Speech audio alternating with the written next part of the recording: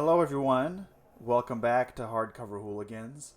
I am Danilo, and I'm joined, as always, by a rehydrated McIntyre Godwin. Oh yes, Mac. you know me. And I have a question for you. So, if you got to send a message to aliens, what are you telling them?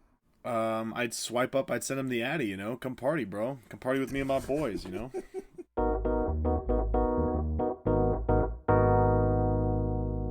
That's what I do. That's what I'm about. Your street address. Of course, man. My street address. I say BYOB. We'll have some beer, but if you want liquor, bring it yourself. And they know what BYOB is. They do. Bring your own boing. I'm trying to think of an alien word that starts with a B. I was also trying to think of an alien thing. Bring your own blob. Can I just get ahead? Can I put the cart before the horse here a little bit? Way off on my called shot from the previous episode. Maybe not way off, but I was wrong. I think I was right, more or less. Okay, great. Okay, well, call the presses. Danilo's right. I got Wall Street Journal on the phone. You win the podcast, and now we're done. This is what it's been building to. Jimmy, change the scoreboard. Who's right about the most book stuff? Bing, Danilo so far. Most book stuff. We are reading the second half of Cixin Liu's Three-Body Problem, which is just part 3 of the book, which is a big old chunk of it. If, as a recap, there's aliens, and they're coming. Mm-hmm. Do you want to fill in the details, Mac?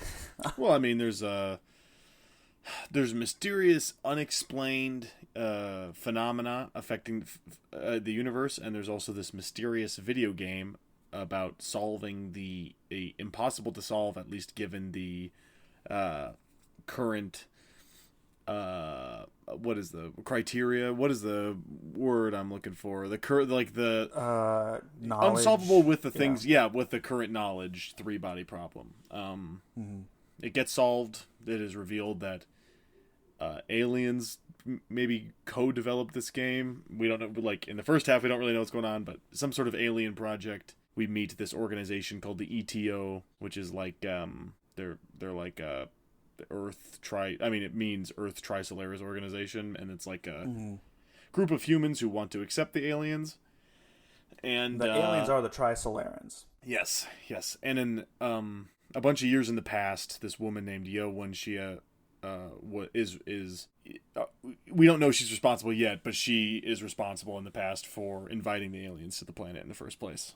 Right, she makes the first contact, and she is like her dad was killed in the Cultural Revolution and all that stuff.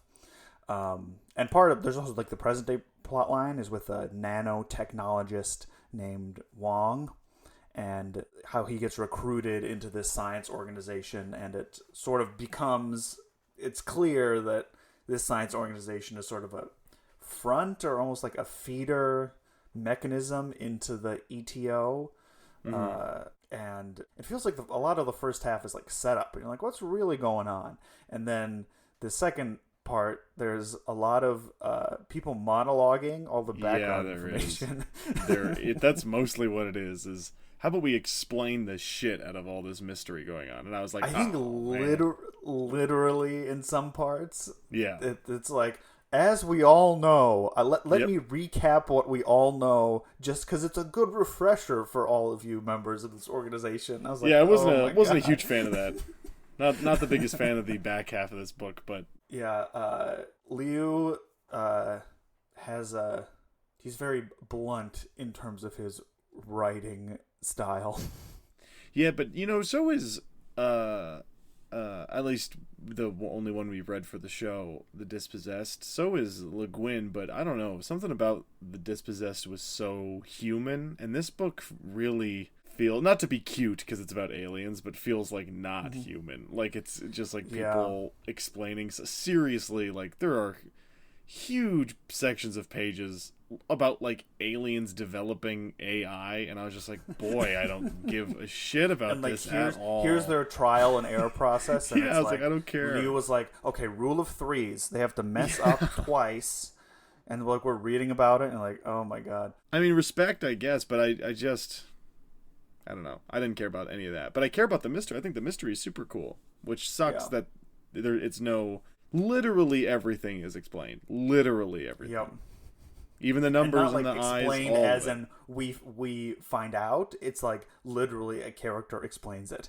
Yeah, here's what, like, the aliens happen to be, like, writing down, or, like, recording their meetings, and they sent it to the humans for some reason to let them know what was going on, even though the whole plan is, like, we don't want them to know what's going on, but we're gonna let them know what's going on. Whatever. Yeah. Don't really understand why the aliens couldn't have just built the AI protons to just kill all the humans. Instead, they did it to halt science. I'm not really sure why that is going Anyway, on. okay, we'll get into that when we get to that part of it. So yeah, video game, aliens, the three-body problem. The aliens come from a planetary system with 3 suns, and so their like civilizations are constantly being like erased because like it gets too cold or too hot, or there's a tri-solar syzygy and completely burns everything to the ground. If you need any more background on that, listen to our previous episode where we talk all about that. Yeah. This next part of the book starts with the next Earth Trisolaran organization meetup, and there's a lot more. The one that Wong was invited to there after like the game ended. Right. There's like it starts off with there's like sleeper cells where like they vet people like, hey, are you disillusioned enough with humanity to be invited to this next meeting? Yeah, can you hang? And Wong somehow passes that despite being the most suspicious person in the world. Yeah, he kind of rolls over. But so there's a big meetup. Oh, the last section ended with a murder. There's a scientist or like a biologist by the name of Pan Han. I'm sure it's called Pan Han, but in my mind, we'll call him Pan Han. I won't disrespect him by calling him Pan Han. Well, he is a bad guy. Pan Han murdered another physicist who Wong was talking to, and immediately at this meeting, he confesses to this murder because they were both members of this organization, but we learned that there are 2 different factions. Well, there are actually 3, but there's just 2 at the meeting. The third one. There's the survivors are the third one. Right. But the 2 factions that are sort of at war with each other in this whole welcome the alien, like, oh, let's open the door to the aliens group, are the Adventists and the Redemptionists. And the Adventists are basically like, okay, humans are wholly bad, and we can't wait for these aliens to show up and destroy us all. It's going to be sweet. The Redemptionists, and believe it or not, they think they're right. And anyone who doesn't believe that is crazy. And the Redemptionists are like, so, humanity's lost its way, but when these aliens arrive, we can use their technology, and it'll make humanity better. And I believe Pan Han is an Adventist. He wants all humanity to die, like, for the good of nature. And so he had killed this other physicist who was trying to be a part of this other group. And then we get the big reveal at this meeting where they're like, oh, the commander's coming. And the door opens, and it's Yeo Wenxia, which kind of caught me off guard.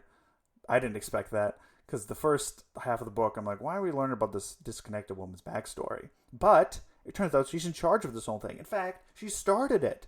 Uh-oh. Crazy. And then this is when she is like, for the benefits of the one new person here, let me tell you the story of how this organization was founded. And then it cuts to a flashback chapter. Basically, what happens, she's working on this base, like, still. She uses the sun to amplify a radio signal really far away. Then 8 years go by. And then one morning, she gets a message from another world that just says, do not answer, do not answer, do not answer. Which is very creepy. But that's not the only thing she gets. Like, a couple minutes later, another message comes through and details like, hey, so our world got your message. They don't know exactly where it came from. If you send another one, they will know exactly where it came from, and then they will come and conquer you, so don't send a message. And the signal came from the closest star system to Earth, called Alpha Centauri. Which is where, in every single science fiction story is where the aliens come from, because it's the closest star, so it would make sense that it makes the shortest only distance. Sense, right? Because it's like X number of light years or something. Mm-hmm. Because anything further than that would nothing would ever happen. Like all humans involved in the story would die before the aliens would come. So naturally, she sends a response immediately. I like the text is like her finger hovered over the button and she did not hesitate. Like it sounds like she hesitated when her finger hovered over the button. I don't know about you. Yeah, but she sends a response that's like basically like, wow, we're ruined, come and get us, or something like that. And that's how first contact happens. Yep. Now, do you want to talk about the next part? I believe it's where the army like raids the Ethiopia. Yeah, so the because he's part of an army, like the battle command center made up of like NATO and the CIA and the Chinese military and all this stuff. They're tracking what Wang Miao is doing, and when he's at this meeting, they all burst in, and Da Shi, the cop, our gruff policeman friend, comes in with them. Da Shi! Fuck yeah! The big shit. He comes in, and the army, it's not like the cops, it's the army is there, and they're pointing like submachine guns at all the people. And then there's like a big argument breaks out, and then these three people, there's like this model in the middle of the room of the 3-body problem, and the one of the people picks up one of the like sons in the model, and she's like, "This is a nuclear bomb. I dare you to shoot it." And they have like a bomb expert who like checks them all, and he's like, "Well, one of them is a nuclear bomb, but the other two are like fake or whatever." Mm. And so Da Shi is like, "Oh, I know where your mom is." And the woman holding the bomb, she's like, "Oh, you do?" And she like lowers it, and then somebody shoots the bomb because like the explosives expert is like, "Well, if we shoot it, it's not gonna, it'll just blow up the dynamite that causes the nuclear reaction, cause a nuclear reaction." So they do that, and there's like a big explosion and big firefight that happens mostly off screen because Bilbo Baggins style Wang Miao is knocked out crazy. Or not even off screen. This is sort of where I was like, the writing style really took a huge dip, because like the action scene is not really like, and then he ran over here, and then they showed up, and then he shot the gun, and then it exploded, and there was dust everywhere. Like it was. It's very, very frank. It's very blunt, but everybody's fine except for like some army guys and some Adventist guys. They arrest Ye Wenxia. And there's this funny moment where Wong is like, "How'd you know that person had a daughter?" And Da Shi's like, "I didn't. I just guessed, and it worked out." So, and so they're like, "Okay." And then we go to when she is being interrogated. And while she's being interrogated, she tells another story about this time she met this guy named Mike Evans. And Mike Evans is a pan-species communist. And with I think there's actually another part before this where like she admits to killing her husband and the other guy. Oh, that's right. She killed Commissar Lay and her husband, whose name they found out about the message because like she like thought she deleted the file, but there's like a backup who goes to the commander of the base, because of course there is, and he finds out, and then she's all like mad, and her husband's also there, and they're like climbing down to fix some wire, and she like cuts off some wire that she sabotaged because she Right. thought the commissar was only going to do it, and then her husband shows up and is like, "Hey, I'll help," and she's like, "Please don't," but she kills them both. Yep, to stop people from finding out. You gotta do what you gotta do. Yep. And then, but she ends up like being pregnant, and then more years go by, and she has a kid, and then like the country starts opening up more, and she starts like helping other kids teach physics. Oh, so. wow, I forgot all about this. I didn't care about this one bit.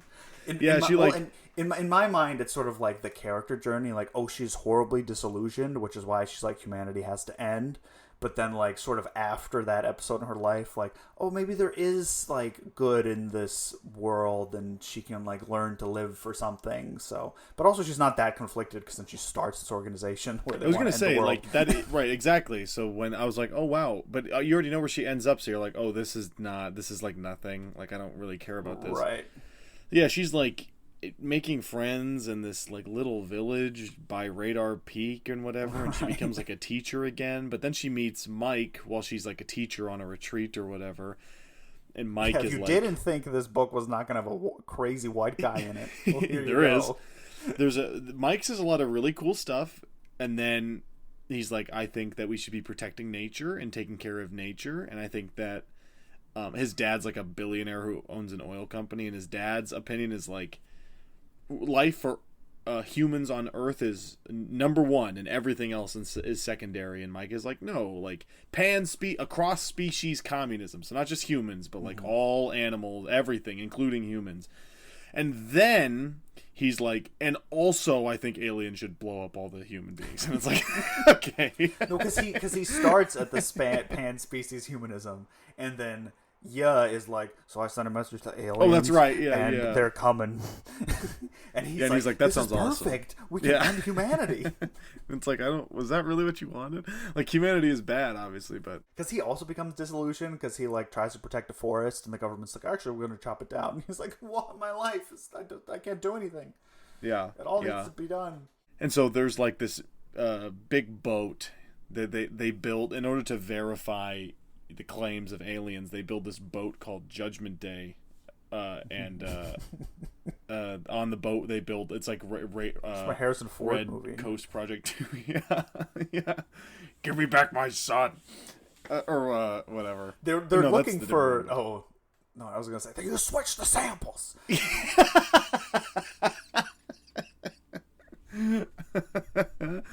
Oh man, they verify the aliens or whatever, and it's like this big boat, and because the guy's a billionaire, so he basically sets up Red Coast Base on like an old freighter, so it can sail around in international waters and talk to the aliens as much as it wants. Yeah, and so that's what happens, and then the interrogator relays this information to the army, and then the army's like, "Well, we got to get on that boat." Also, some background info. This is the group that they like developed the 3-body game, and they sort of like worship the Trisolarans as like, this the future of humanity. They like project their I think what the author's going for is like, oh, all these disillusioned people are like projecting their hope or disillusionment onto like this external force that will come and fix everything. And there's this like thing, there's like this claim that a character makes that like poor people aren't like ready to accept that the human beings are bad, and thus we need like the aliens to like fix everything. So like poor people don't really join the ETO. It's like more intellectuals. And I don't know, I don't live in China, but poor disillusioned Americans would like, yes, it happens. Like the people like in disenfranchised, like, you know, like rural communities tend to be like right-wing people who think like pedophile cabals are running under pizza shops, and they're like heroes destined to slaughter them. Like, yes, they believe in the aliens. So I don't know if that's just like a funny cultural difference. Social. I think it's also because I think this book was written very pre-social media. Oh, that's true. I keep forgetting it's like 2004. The Chinese version is, or the original Chinese publication is like 2004. Because like I would imagine a different world where like it's not a video game, it's like a Russian bot farm that's like putting out all this content and trying to convert all these like poor rural disenfranchised people to be like, we need the aliens to come, and there's riots in the streets. But the way the author does it is it's just the like intelligentsia, because they're the only ones who get it. And they're also the only ones who like can sense that this video game is not the most boring video game of all time. Which even when they and can afford a virtual suit, right?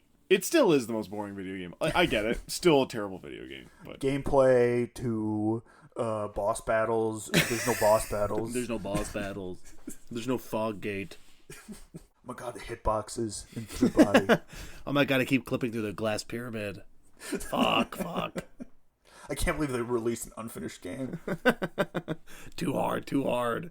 This woke aliens gonna save us stuff. I just want a good game, man. Another company going woke and going broke, man. What the fuck? I gotta talk to Isaac Newton in some kind of pyramid? Yeah, right. Granted, I don't think there are any women in the 3-body game, so... I don't think there is either. So, you know, maybe that is the game that nerds everywhere are actually wanting. No women and just getting to hang out with racist historical figures. Sweet. So, they... Basically, the Trisolaran fleet has left because they got this signal and they've been communicating with humanity. It's gonna take them 450 years to arrive. Because they can't go, their big ships can't go at light speed the whole time or something. No, yeah, that's why. So they go in bursts. But, and now we switch to the Trisolaran point of view, George R.R. Martin style. You know, the next section is, you see Trisolaran, you're like, yes, I love this POV.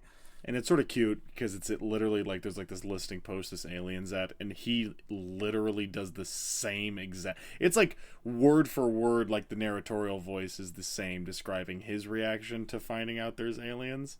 Mm-hmm. And it's like literally like his fingers hovered over the. It's not a space bar. It's like a big red square or whatever, but it's like the same exact thing.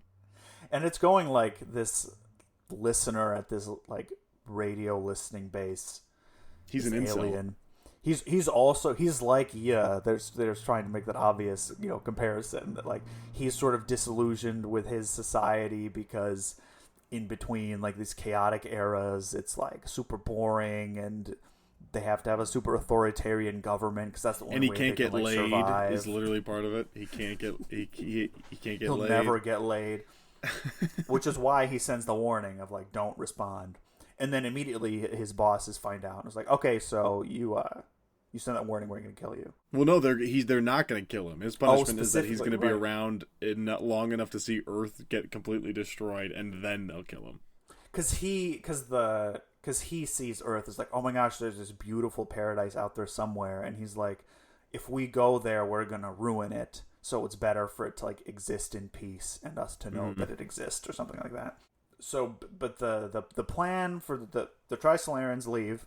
And their plan is like, oh, how are we going to stop these humans from having big guns when we get there? Because it's 450 years, and they know we're coming.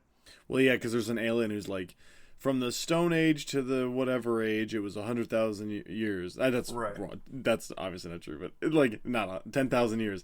And then from this age to this age, it was 500. And then from this age to this age, it was 200. So imagine how technologically advanced they'll be in 450. Which big ups, big W for the human race. I like it when an alien says that. You're damn right. You're damn right. Stay fucking far away. Because the aliens, they're like, because of the 3-body problem and all the 3 suns. Their like civilizations can't progress at a technological rate the same way, but because Earth is stable, it can just whoop whoop keep developing. But thank God, while that they develop all this science, suddenly the chaotic and stable eras don't really matter anymore. It's fine, and they're just around. But they're like, okay, we've got a solution. We're gonna send 2 protons at Earth to fuck shit up. And then you're like, how are 2 protons gonna help anything? And then this is, I think, when we cut to the whole how they like get Judgment Day. They get all the data that's on there. Yeah. Do you want to talk about this section? That's kind of cool, but also too long. I guess it's like the plan. They can't figure out. They spend like 4 pages trying to figure out. The military spends 4 pages trying to figure out how to kill a bunch of people really quickly, and it's like, I shoot them in the head with the gun, but whatever. So they can't because they're like they might delete all the data, and it's like they're gonna delete all the data if you fucking attack it with a big sword anyway. But whatever. And you have to. It's just one. Well, okay. So they can't figure it out and whatever. Blah blah blah blah blah. And then there's like a cute little reference to ball lightning, which is a different Cixin Liu book.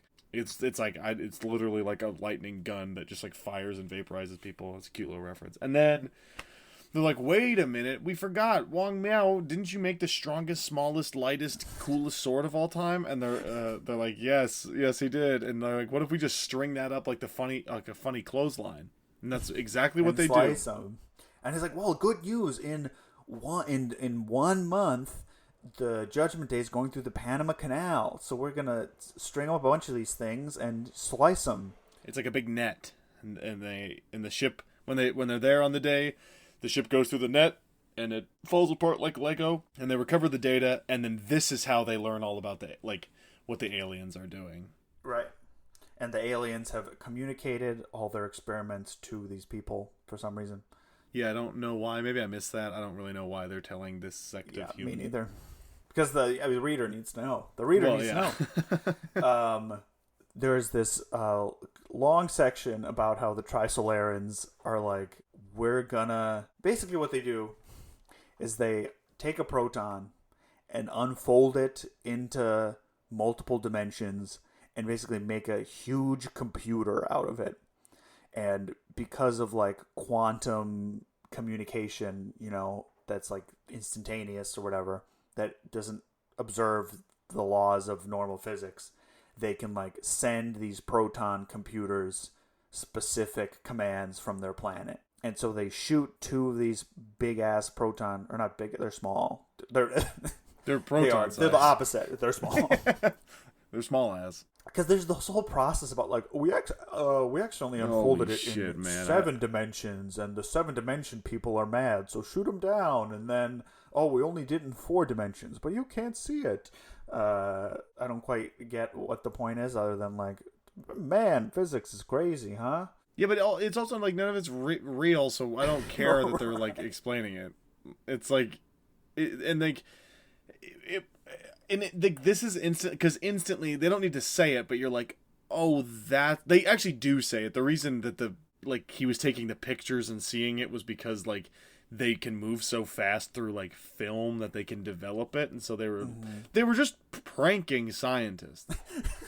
That's all it is. And it's like, that sucks. Like, I don't know why I was so like let down. I'm not like looking for a cool mystery, but just to like ad nauseum explain the mystery like this, I thought it sucked. Or like, oh, it's just space magic, Yeah. Oh, it's just unexplainable space bullshit. Oh, okay, sure. And I think he tries to explain it, but he doesn't. But it's still fake, because you can't explain it, because it's about a fucking proton computer that can fold and unfold into a billion dimensions. It can like travel through space and time. The logic is that, okay, that you send 2 protons to Earth, and you can have them do whatever they want. So, and part of this is that like, the development of science is to like, at the very frontiers of science, there have to be like breakthroughs and like data gathering so that like science and technology can move forward. They're like, but if these 2 protons just go and fuck up all their data and like have scientists see crazy visions they can't explain by science, they're gonna stop doing science, and like they can't get the right data, which I think is kind of smart as like a way to stop human progress. But also it's but why do you need to stop? You just build it so that it has like a small gun and kills all the humans. I don't understand why it has to be like this. Yeah, why humans have to be around. Because it could kill everyone, right? Yeah. You would assume. I don't get it. That's sort of the end. That's how the book ends. And then visits Radar Peak. Yeah. And then all like Wong and everyone get like really drunk, and they're like, we're fucked. These 2 protons have fucked us. And then at the end they're like, maybe we're not so fucked after all, because the Trisolarans compare humans to bugs, but they have the breakthrough that like, but humans have never fully eliminated bugs, so maybe we have a chance. Because they're being watched by the protons too, so the aliens are appraised of what's going on 24/7, and so they see that them figure this out, and then they send another message to them, and then they're like, you're all bugs. And Dash shows like, come to my hometown, it's covered in locusts, and he picks up a locust and he's like, do you think these locusts is close to being as smart as you? And the 2 scientists are like, no, we don't. And it's like, what the fuck? Wow, what a beautiful metaphor. And then the last chapter of the book is visits Radar Peak, and there's a plaque, and she's like, how far we've come. And then the book ends. What a riveting back. So that's the end of 3 Body Problem. Wow. Mac, thoughts? I was really into this book, and then I thought it was boring as hell, and then I thought it was silly, and then I didn't really care anymore by the end. Yeah, I sort of felt the same way. Like, going through it like this, I'm like, what? Because a lot of promise, but then it falls into... I couldn't help thinking about our good friend Brandon Sanderson and his 2 thief meetings, the planning meetings. There's so many scenes in this book where it's characters who aren't characters, like planning something. Like, should we do this? No, because of this. Should we do this? No, because of that. That's not a story. You're right. No. And like, I could like And it felt like all that stuff was like taking the place where interesting character stuff could have happened. And I think I was reading some reviews, and this book, a lot of people don't like this book because of like the flat characters, but like I wouldn't mind the flat characters if they're like made up for it in other ways. But it doesn't really. The characters are also all kind of flat, and then they're also talking about science, like space magic, and then that ends. Yeah, as soon as the mystery is revealed of what's going on, I completely lost interest. I was like, oh, I don't care. I mean, I haven't read a ton of sci-fi. I know you've, Mac, probably read more than I have. I was sort of compelled by the idea of like the human part of it. I just wish it was like explored more. Like, oh, because of human activities, this one person is like disillusioned and invites aliens, but also like there's part of the aliens that are disillusioned. Like, I feel like it's trying to say something about how humans view themselves and science, but it almost like it's too lost in the like, I gotta use the crazy nanomaterial I made up. It does. I think like the reason why like science fiction works and can be so cool and so interesting is when like and I don't mean like Star Wars is not science fiction, right? It's like it's a fantasy. space opera. Star Trek is science fiction because they fucking sit around and do science, and the stories are based around that.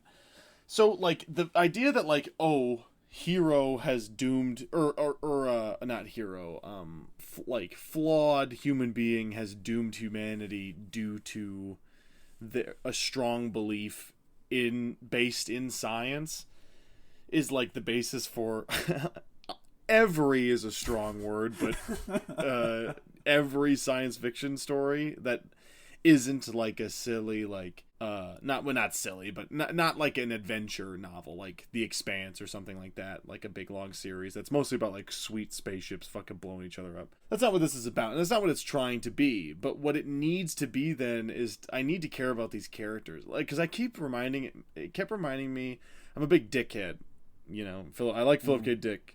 Yeah. Not to be cute, but I'm a big dickhead. He's a terrible writer, and especially awful at writing women. Like, it's so insane, but the characters are so like weirdly compelling in like the characters and the ideas are so compelling in Philip K. Dick's novels that people don't even care. Like, that's why he's so famous. Like, yeah, the books kind of suck, but you're like, holy shit, I'm just so enraptured in like this prose and this like concept that I don't care. And that's sort of like this book. So I'm confused why. I mean, this book is not like misogynistic like fucking Philip K. Dick is, but it's got the same like, these characters are nothing. It's the idea that I'm supposed to be here for. I just think like, oh, it's just aliens. Like, I'm like, oh, okay, that doesn't really interest me as much. Like, alien invasion story, like, And it's, I mean, I found, I'm thinking back about the previous section, like, that is also how I felt with some of the 3-body sections. Like, it's cool that this might be possible, but, like, what? It's sort of like, what are we doing here? In a way that, like, I felt like by the end I was sort of like, okay, I get that you made this up, but that doesn't mean it needs to be in your book. Yeah. I think there's a whole, like, and I think, a lot of, amateur writers or like this genre fiction seems rife with this sort of thing where people who are told, wow, you're so creative for like having a crazy idea that they think writing a story or a book is just writing down all your crazy creative ideas. And then, I mean, people read it because like, oh, they're wild, crazy, creative ideas, but like that's sort of all they are. And that's sort of what feels like what this book is. Like, oh, the ship gets sliced by nanomaterial and protons get unfolded into multiple dimensions, and the video game is about solving a math problem, and people dehydrate and rehydrate. And maybe we should I've been thinking about this, like, listen, we might need to, I don't know if you still want to, but we said we were going to read all 3 of these. Yeah. I feel differently about that now, having finished the first one than I did. I feel a little differently about that. I also have another reason to feel differently about that. But I was just gonna say, it reminded me. So I love Neuromancer. Yep. The book by William Gibson came out in the 80s, and I think I know. it's because it's What like are you it's just you and me, baby. It's just you and me. And I think the reason I like it so much is that it is like such a cool idea, but it's like the fact. God, it's so hard to explain. People out there who've read it know what I'm talking about. Like, the act of reading it is also cool. Like, the way just, like, William Gibson writes and communicates an idea. Like, the first line of Neuromancer is, the sky above the port was the color of static, or TV static tuned to a dead channel. It's like something like that. Like, holy. Like, and it's like an electric prose that in the book takes place in this, like, electric neon world. And so the whole time you're, like, really keyed in. And that also has a huge swath of it that takes place for, you know, in a video game, because they're jacked into the Matrix and, like, hacking or whatever. And that's all made up bullshit too. But that is so compelling. And it's because when William Gibson is explaining something in a science fiction-y way, it feels like mythologic. And it's like, holy shit, like this, like, electric, like, bumping, almost like indecipherable prose is so really lets me feel like how this main character, who's like an insane hacker drug addict, probably feels all the time. And it gets across that through the writing. I understand this book is translated, so I don't know if that's like I think part that of it might be part of it, but it's just so flat. Everything about this book is so flat. I mean, I'm willing to give it a break on like sentence by sentence, because like I know like, okay, my dog is I hear it crying in the distance. I'll be right back. Sorry, I was in the pooper. Nice. Moving on podcast time. Yeah, peeing on pee time, baby. I've hopefully bought us at least 15 minutes. The biggest thing I have taken for granted my whole life is being able to work on a task for more than 45 minutes straight, which I've not been able to do in like 3 weeks. We can have your dog as a special guest on the podcast. She can't read English, but she can read Chinese. That's good. That she could tell us if the writing is better in the original translation or the original text. I think I was talking about the translation. You were. I think partially some of like I guess on a sentence level, if like it feels choppy, I guess I can give that up to the translation, because I know, I mean, I'm not like fluent in Chinese or something, but I did an app once, and like it is pretty basic repetitive sentence structure some of the time, you know, so I could see how a translation would be hard to capture that, you know, in English potentially, but also like, you know, there's character stuff that's like just not there, you know. Mm-hmm. Yeah. Do you want to on air? Do you want to say the other reason why you're? Oh yeah, I found out that Cixin Liu is a huge supporter of the Uyghur genocide in China. Holy shit! Really? And by a huge supporter, I mean he seems very pro everything that the Chinese government does. Possibly, which is why, you know, they push him as like, hey, big, you know, Chinese sci-fi writer. Other people have brought up like, hey, would he be safe to, you know, have an opposite opinion?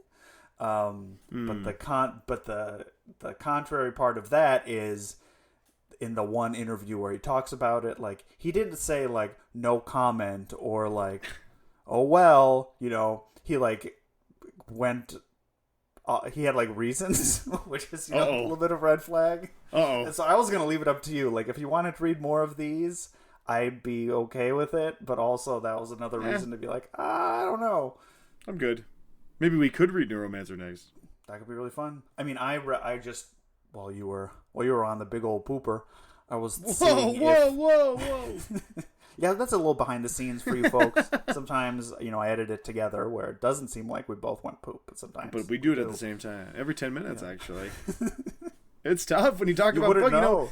You walk into a Barnes & Noble and, you know, people are like, it's actually the binding and the glue that makes you want to poop. Well, that's why I got to poop every time I'm in my house. I eat no food. I just eat books. Book glue. Yeah, I read a book, it goes right through me, you know. Oh, my God, it goes right through me.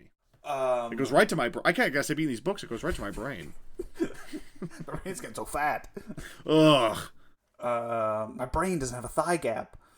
God, and it's so in right now. God, I just want to fuck my own brain.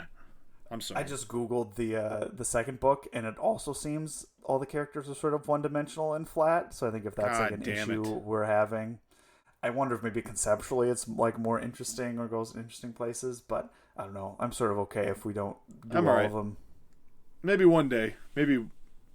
But yeah, I don't know. Or maybe I'll read. I kind of want to read the second one, and then maybe I can do it and then talk about it. Book report. Yeah. You know, book report. 1 episode book report. So overall, Mac, what would you rate this book? I'd give it 2 Mistborns because it reminds me of the 2 thief meetings in okay. In the first Mistborn novel, I think. I was gonna give it -1 Mistborns, but having thought about it and reflected even more, I will give it 1 Mistborn. Yeah. You know, it's funny. I went into this recording sort of feeling neutral on this book, and by the end of the recording, me too. I didn't like it very much. I think I didn't really like it. It reads quickly. Like I enjoy reading it, and like that. I think that's in the first half. That central mystery of what's going on does a ton of work. But then when it's revealed, you're like, oh, it's space magic. Yeah, it's space magic, sort of clouded in physics talk. I also looked this up a little bit, like how is this possible? How grounded are these physics? And I think the line seems to be like he knows a lot about physics, and like some of these things might theoretically be possible. Like there probably are multiple dimensions in a proton. You know, that's some area. That's some real physics thing. But like, can aliens unfold it and make it into a big supercomputer? You know, probably not. I do have some 1-star reviews. Oh, please share. Yeah. All right. Which is funny because I was like disagreeing with some of these, but now I totally agree with a lot of them.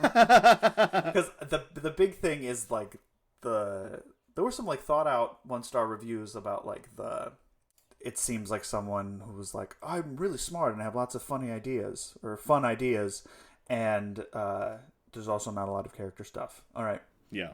Here we go. This is from Sank. Can I give it 0.5 stars? Classical physics fail. Check. Biology fail. Check. The most anthropomorphized aliens since Star Trek. Check. Unbelievable human characters. Check. Gobs of Chinese history and hand-wavium info dumps. Check. Trite premise. Check. The history part is actually probably the part I like the most. But yeah, me too. Oh, here it continues. How does voting no award for a Hugo category above a nominated novel works is all I want to know at this point. What the hell is this guy's out of his mind? I don't know what that meant. All right. Here's from Donna. Well, y'all know I'm all about character development. This book, of course we do, Donna. Of course. If we know one thing about you, we know you're all about character development. We love that. Oh, man, Donna. You got to come on the show and talk about the character development. This book is all about the science, with almost no character development. I was able to stick it out because other reviewers had said it picked up after the first half. Not for me. After that, I figured I might as well finish it. Read a sci-fi book translated into English? Check. There. Now I can say I've done it. Hey, there you go. Yeah. Also, I just want to say this real quick. Sorry I sound so bored. I just am. I'm bored of this. I just don't care about this. So I've also, I was editing the first episode of this. Despite all our crazy audio issues, we're both also like, all right, we got to say all the things that happen in the book. I think for the first half we weren't, besides like that central mystery, we weren't particularly inspired. But hey, it is a fun, easy beach read. I think Obama has it right. It's a fun, easy He's beach right. read. He's 1,000% right. If you don't think about it and forget it the second you put it down and you're not asking for too much, easy. Easy beach read. All right. Here's the 1-star review from Dante. From his Inferno? I almost done with this book. Oh, that's good. That's good. I don't know if the other people who rated this have actually read a novel before, as the only way this would get anything past 2 stars is if the author paid them for the review. Nice, Dante. This has to be one of the worst things I've read in my life. Okay, I don't know about that. You've probably been reading a lot of good shit if this is the worst thing you've ever read. That's true. So good for Dante. This isn't offensively bad. It's just kind of mediocre. And this is the most succinct review from Tolan, 1 star. The problem with the 3-body problem is that it wasn't good. Wow, I don't think we can do much better than that. The 3-body problem is that it sucks. That's awesome. Well, thanks, Tolan. Wait a minute, Tolan? Tolan? J.R.R. Tolkien? Wow. Well, so that's the 3-body problem. I think that's our show. Perhaps our shortest episode? Maybe. I think so. It might be. Maybe. We don't really... I mean, I really don't have anything to say. No, me neither. It's sort of... it's sort of clunky. It's... I don't know. Yeah. And I can hear your dog is awake. So we can wrap it up here. Send us an email. I'm not gonna blow up their spot, but we have gotten fan mail. So shouts out. We have read it, and you said very kind things, and it warmed the cockles of our hearts. And the person in the email suggested some songs from the Lord of the Rings musical, which I had listened to, and they do fucking rule. That is awesome. Yep. It is awesome. So you can also send us an email at hardcoverhooligans@gmail.com. Follow us on Instagram at hardcoverhooligans. And please leave a 5-star review.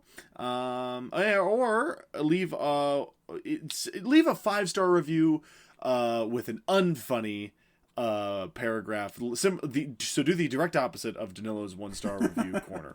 I also have to say, despite my hardest of trying to figure out where you can leave like a written review that's not just a star rating, I cannot find it. So it is very possible that if you have left reviews, I have not seen them.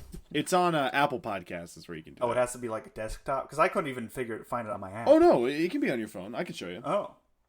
Then I guess we don't have any. So, okay, never mind, everyone. We don't have any. Well, stay hard, everybody. Stay hard and stay protoned up. I don't know. Oh, nice. Yeah, stay 3-dimensional, everybody. And send those 2 proton computers at your mom's house. You know? Yeah, so tell her I'm coming over. Tell her I'm on her way. Or on my way.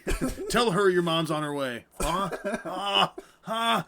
The Trisolarans are in my fucking head. The fucking photons are in my head.